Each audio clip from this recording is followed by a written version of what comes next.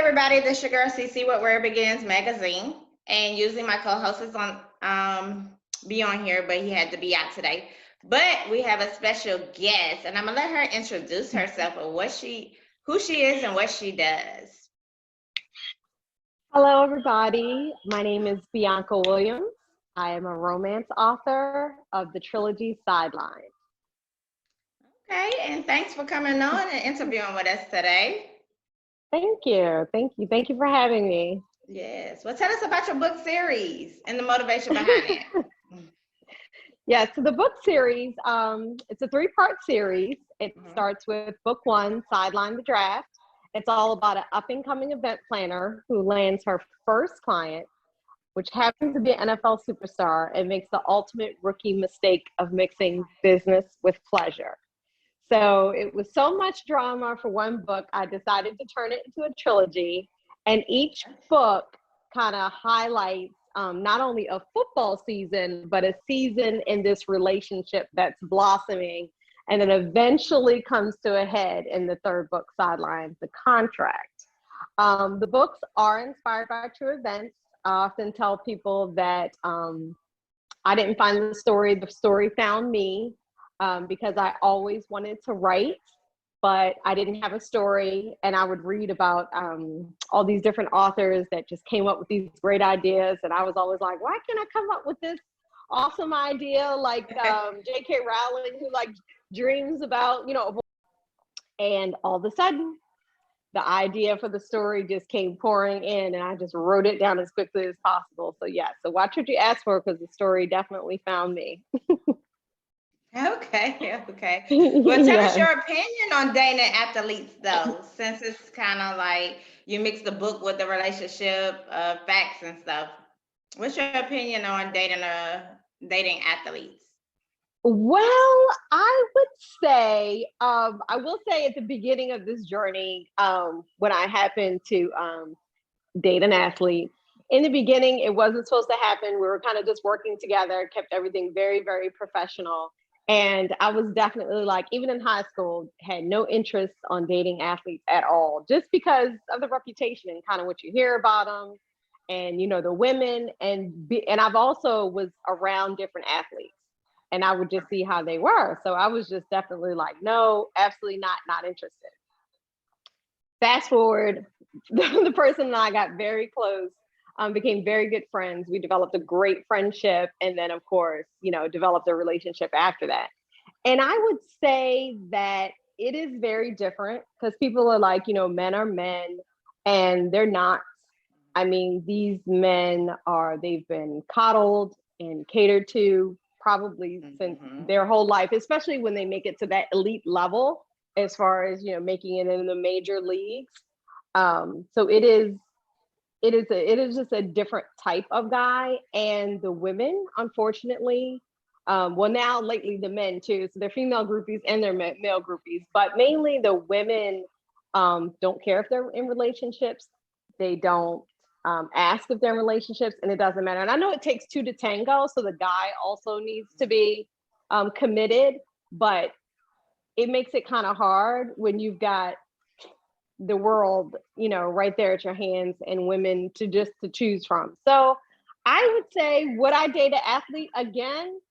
No. I would say no. It is very difficult because they're the star, and then sometimes if you're not careful, you can kind of lose yourself in the relationship.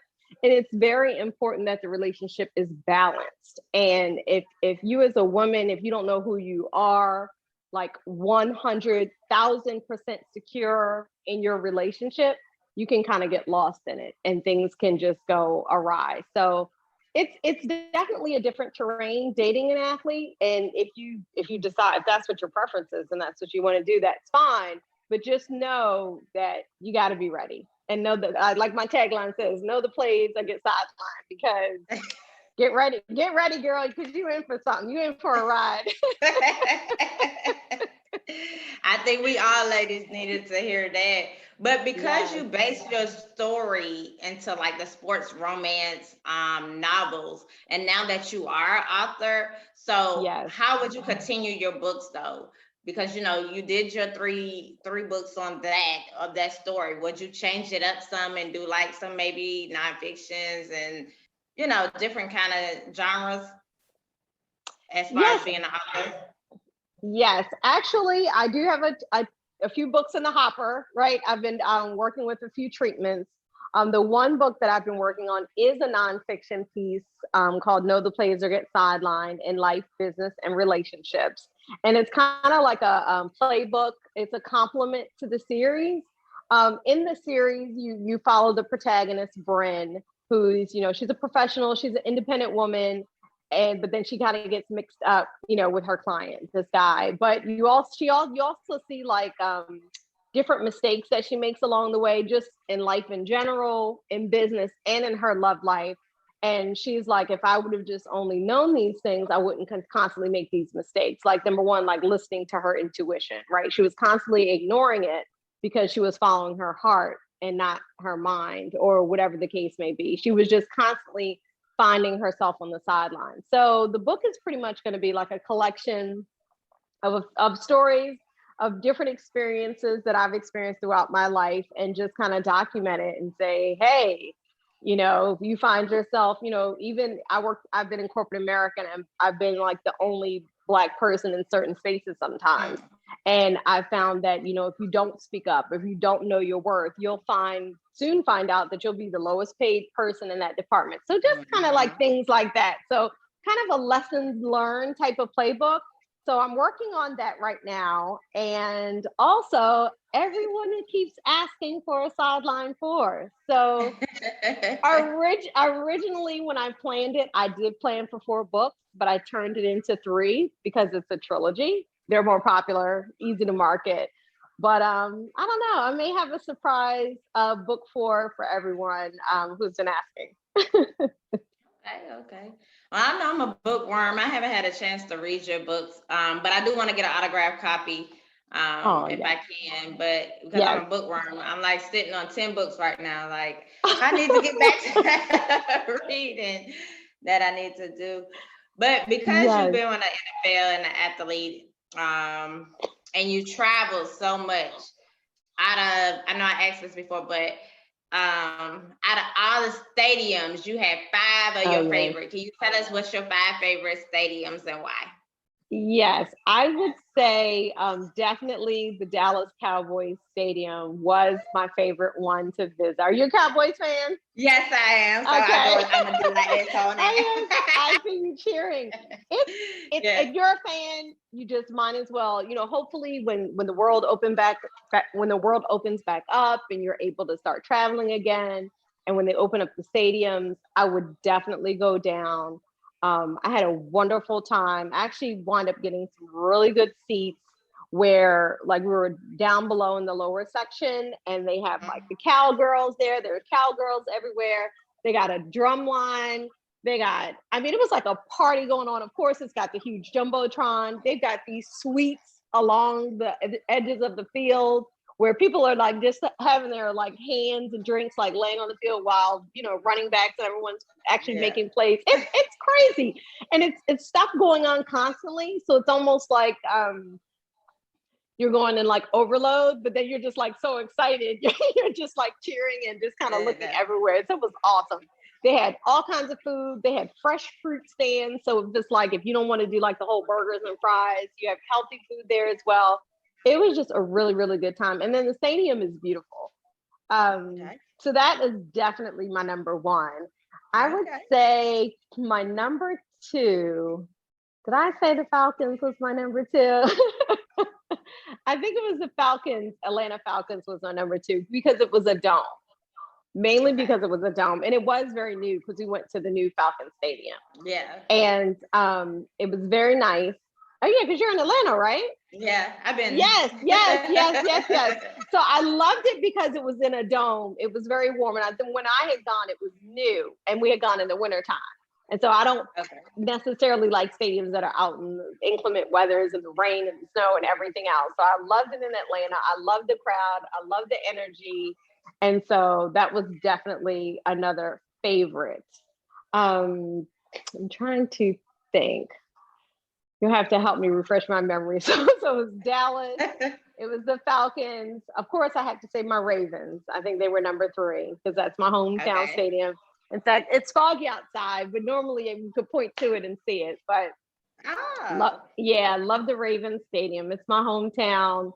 I've had the opportunity to actually, see the entire facilities, being Mhm. down where the players, where the family area is at, and even kind of, I've actually walked out on that field, been on the field before there, which is like a beautiful experience. It is completely different from like being in the stands than actually like kind Yeah. of like being on the field and looking up, and you kind of get to experience what those players feel.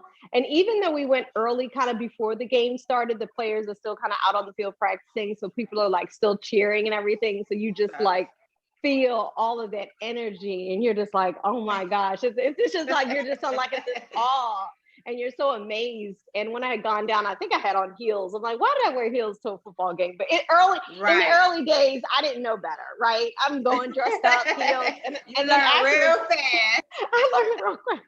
Then I was like, because the people was like, what are you doing? Why are you? I was like, I gotta look cute. No, I put on suits, I had on Uggs, next to them, the big coats, and then I was wound up taping those hand warmers and foot warmers all over my Yeah. body. I was like, yeah, no more being cute, 3-layer hats and everything. So yeah, so the Ravens definitely love that stadium. The Eagles. The Eagles Mm. Stadium is actually pretty awesome, but that was because of the fans. So Okay. their stadium wasn't like brand new, and I did go when it was outside, so it was definitely cold. But the fans are they will boo. Like if you mess up and you're actually on the Eagles, like they don't just hate on the opposing team. Like if you make a bad play and you actually work and you actually are an Eagles player, it doesn't matter. They will boo you and they will basically tell you about yourself. It's crazy. And I will say there's no fan, like any fan in Philadelphia. I actually went to college in Philadelphia, and so we followed the Okay. different teams and just being in the sports bar. And that's actually how I started watching football. That's how I actually got into football, from just being in school, going to the local bar just to have a drink, and then they've got the And Eagles game right. on. And Yep. then back then, McNabb was the quarterback, so it was just like the big thing. And so then you watch it, and you just kind of get into it. So I would say those are definitely my top stadiums. Okay. That was 4. I think we got one Oh, more. 4. One more. I'm sorry about that. I know it definitely wasn't the Giants. That was definitely the worst experience. Oh, it was awful. Because I went to the Giant Stadium when it was the old stadium, where it was just like a cement block, and it was freezing cold. Didn't have anything at concession, and all they had was like some warm, what they called hot chocolate, and it wasn't even hot. So definitely not the Giants. It was awful. Well, we can stick with those Okay. 4. You had a down one for number 5, so we go. Look, I don't even like the Giants anyway, so we're gonna make that Oh, number good. 5. Okay. So the best and the worst. Dallas is the best. And I will say the old Giant Stadium was the worst. Was the worst. I got you. So, who would you say would be your sports hero, though? Like anybody, who would be your sports My hero? sports hero is definitely Serena Williams. I get so whenever she's playing, I make sure I like get the tennis channel. I'm on YouTube. I'm waking up 3, 4 o'clock in the morning. If she's playing in Wow. Australia, whatever the case may be, I am up. And I get so like emotional when she's like coming out on that court and she's just like laser focused.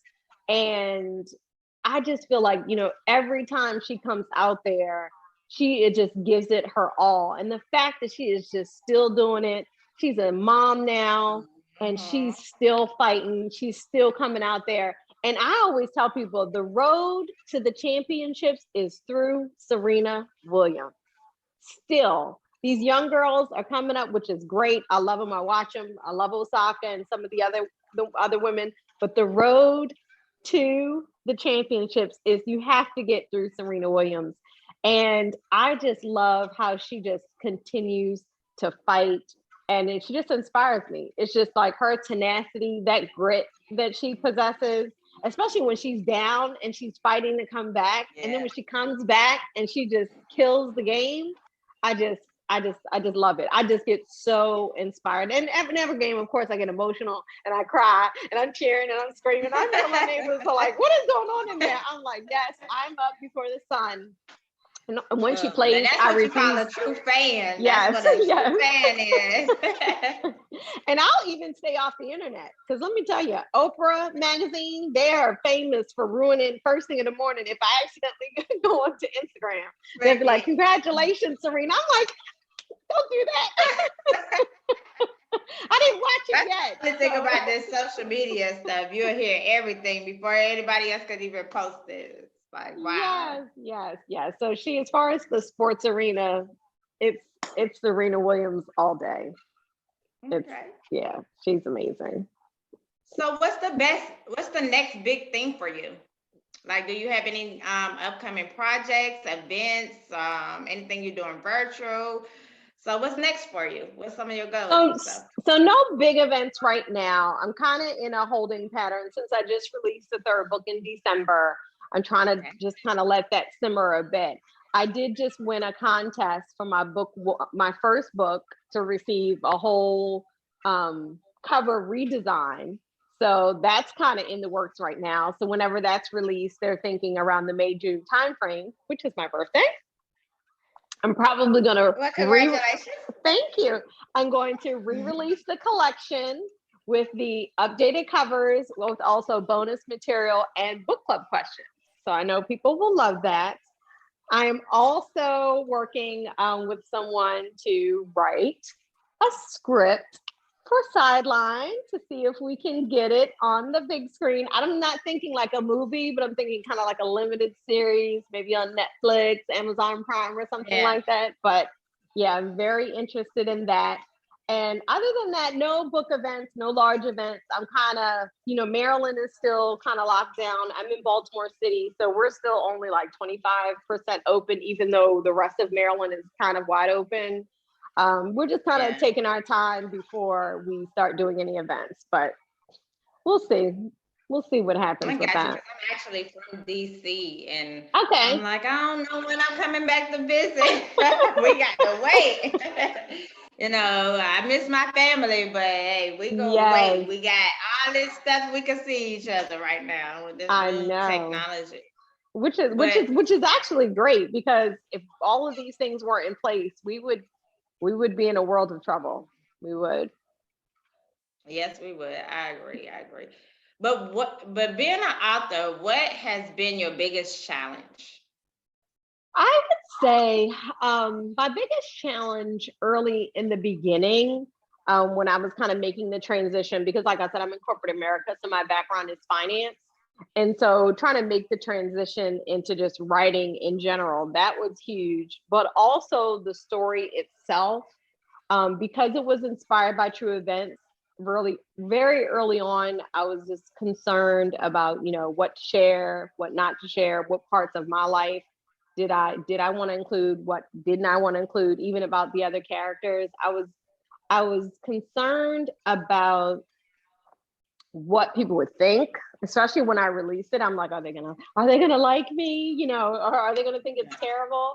And I had to really fight those, I call them my gremlins, really fight those negative thoughts, and just really remember like why I'm working on the program, or why I'm actually working on the project, and why I want to share this story is to like help other women and let them know that, hey, you're not alone. If you were in this relationship and you could, see the signs, the writing on the wall, but you ignored it and followed your heart, we've all dated this guy. Don't be kind to yourself. Don't beat yourself up. So I kind of wanted to like share it with the world to say, hey, if you're out there and you've gone through these things, you're not alone, because I did too. Because I wrote the book that I wanted to read, that I wish I had available when I was going through what I was going through. And I didn't have that. Not because it's not out there, I'm sure it is, just because I didn't have access to it. And then after I shared my story with friends, they were just like, they felt like it was good enough to share with people. So the hardest part was really just turning off those negative thoughts And then really believing in myself and believing in the project and saying that you can do it even if one person responds, it was worth it. Even if one person is like, kudos, great job, or I felt this, or I related to Bryn, or I understand, or I needed this, then I've done my job as an author. So that was the hardest part. Okay. I got you. I definitely got to read this book because you be talking about it and I be like, whoa, picture the football and the romance. Those are two things that go together to me, because I'm a big football fan. And then, hearing the backstory and the romances of it, it's kind of like everybody loves a little juiciness in their books. So yes. There's lots of steam. I know the covers don't look like it's lots of steam in it. I did that on purpose because when I was writing, my daughter was young, and I was just like, really kind of, and that was another thing. That was another challenge. But my daughter was young, and I asked her to wait until she was, 20, until she read the book. But yeah, it's lots of steam in there. So they're definitely juicy romance / women's fiction novels. I got it. Well, who would you consider to be your favorite author? My favorite author, I actually have, I'll definitely say I have two. So of course I have to say Terry Mcmillan, because she is the one who I of course, I read Waiting to Exhale when I was younger. Of course saw the movie, but loved the book, fell in love with the characters because, she developed that Black independent woman, your girlfriends, they were doing it big. They were out in Arizona, they were professional women. And for me, I didn't see a lot of books like that. I didn't see a lot of Black women writing what they would consider chick lit, right? So because she's like women's fiction, but she's more like women's fiction kind of chick lit. Stella got her groove back.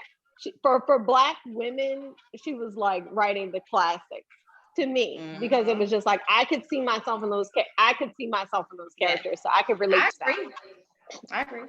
Yeah, and because of her, she's actually the reason why I was just like, I want to be an author, and like I'm sure I can do this. Like I want to do this. I want to be an author because of Waiting to Exhale. To me, that was just like the blueprint. And then I do have another favorite author. Her name is Anna Maxted, and she's like a British author, but she also writes chick lit, because chick lit is actually my favorite genre, because it's like that 30-something-year-old. You think you know what's going on, but you don't. You still don't. In your 30s, you're still making mistakes. You're still trying to figure it out. You're like, what is going on? Everything is going awry. You're trying to put your life back together. So I like this kind of book. I gotcha. And her books are very witty, and I like humor. So it's a nice mix of humor and craziness. So I gotcha. Yes. I love those type of books too. But what is one fun fact about yourself? One fun fact about me. Wow. I can think of something fun. Okay. Because I have so many like serious facts about me. I'm trying to think something fun. Oh my gosh. If you can't think of a fun fact, I always tell people, what is something that you do that you like doing, or that you do that other people don't know about? Like some people can sing, but they're actually an author. Some people can write poetry, even though they do this, So what's your other talent then, if you don't have a fun fact about yourself? I do have another talent. Y'all know about the event planning and the CFO and all that kind of stuff. So that's kind of like boring, but I can play the flute. Well, that's a fun fact. I was in my high school band. I was actually in the marching band in high school. Like I was in the marching band. So I can play the flute.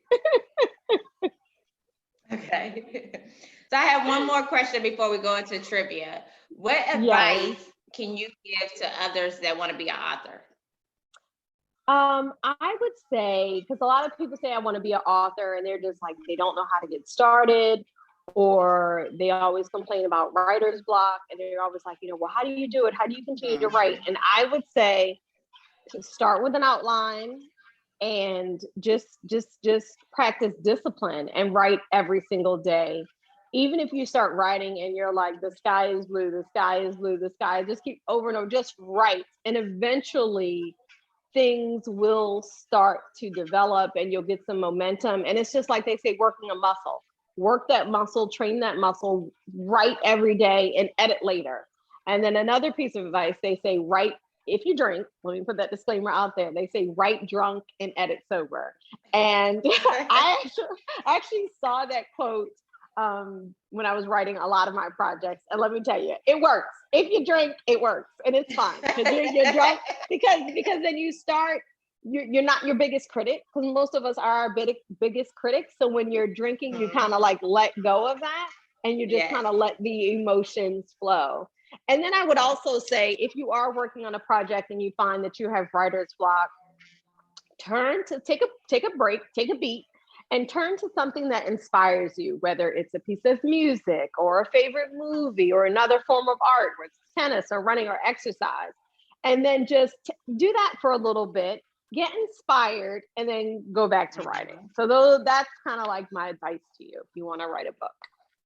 Okay, well, thank you. I appreciate it. Yes. I'm thinking about, I be doing, well, you know, I'm a journalist anyway, but I be writing. And I started working on poetry. I've been learning all kind of things with being home and working from home. I'm like, oh, my little talent that went to here to there. Kind of all over the place. Yeah, no, but that's good. Exactly. Yep. But let's get into these 2 trivia questions. It's not hard, just a question to ask. Okay, so the first one is, what's your favorite cheesy pickup line from a guy? My favorite cheesy pickup line from a guy. Yes. And I can kind of give you an example to go through it, because somebody was saying the other day, they was like, something, you've been running through my mind all day. And I was like, oh, but at the same time, I was like, oh, that was kind of cheesy. You know, like something like that. Oh my gosh, a pickup line. I get some strange DMs and stuff like that. I don't even know if they do. Do they even do pickup lines anymore? Some people Besides, do.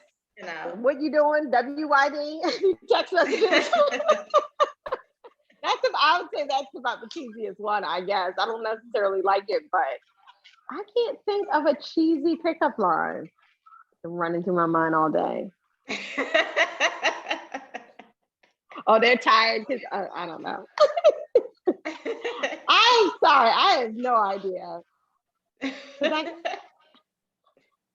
But you know, if somebody come up to you or say something, what is something you get, you know, like, really? Is that how you get my number? You know, just. You know what? It's so weird because guys, somebody says I'm kind of standoffish because they're like, when you're out in public, your arms are always crossed, so you're unapproachable. So I just don't get a lot of people that like approach me. And oh gosh, if they do, they just don't. They're in my DMs. Yeah, and it could be a cheesy DM. It could be a cheesy DM thing they pick out. Oh, I just get the hey beautiful all the time. Hey beautiful. I do get that all the time. And I'd be like, you couldn't come up with anything original. So I will say that. But, yeah. I did that one all the time. Hey beautiful. And I just scroll. I just delete. That's my favorite line. Unless I'm interested. Yes. Unless I'm interested, I'm like, let me see. Let me check them out first before I respond. I do get that. Okay, we'll go with that one then. Okay, and the next question is, who would you trade places with for one day and why? Ooh. Michelle Obama. And why? One, because I love her husband. It's a shame. You know, I think about it because they say the grass isn't always greener on the other side, right? And I love Michelle. I think she's amazing. I would just love to like live a day in her shoes just to kind of see, you know, meet all the people that she knows and have all the experience that she has, and of course, meet Barack. And just Right. like, what is that? What is a day in a life in Michelle Obama's shoes, being married to Barack Obama, the first African American president of the United States? Like, as you can see behind me, I have this book right there. I love Barack Obama. So yes, I would definitely trade places with her for our day, just to see what that is like. I got you.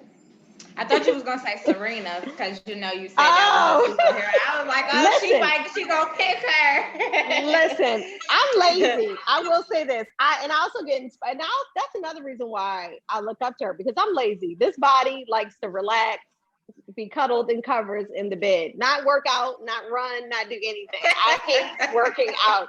So that's another reason why I respect her, because I'm like, how does she do it? How does she do it? Because this body does not like to move. It doesn't. It likes to rest. It's a shame. But is there anything that you would like to tell the fans, the audience, before we get off? Yes, I just want to tell everybody, again, my name is Bianca Williams. I'm the author of the Sideline series. The first book is Sideline the Draft. The second book is Sideline the Penalty. And the third book is Sideline the Contract. You can find me on social media. I'm most active on Instagram, but sometimes on Facebook. I'm at B Will Books. And thank you. Thanks for checking in. And thank you, Cece, for interviewing me today. I had fun. Yes. And I was going to say, thanks for coming on our platform. I hate that you missed my co-host because he's so dope. I always have to throw him out there. But he's so dope, and he's in the DMV area also. But wow. I want to say thanks for being in the magazine. Thanks for doing this interview with us. Continue your grind. I love it. You have a fan here. I'm a bookworm, so I'm definitely going to support and get your books. I would like an autographed copy though, I don't mind paying for it. But I like to keep my autographed copies. And I definitely will get it and read it and tell you what I think about it. But the way you talk about it and the way it just sounds like it's just a great book to, series to read. So I can't wait to get it. Yes. But did I ever send you a copy of the magazine? No, I was going to say, send me your address. I'll send you the book and let me know about the magazine. Because yes, I love it. I love the picture. I was like, oh, this looks great. I have the PDF version, but not the hard copy. Right, so the actual. Yeah. I'll send you I definitely send you a copy of it. And again, you have a great day. Be blessed out there. Be safe out there. And continue your grind. I love it. I love your energy. Thank you. Take care. All right. You too. Have a great one. You too. Okay.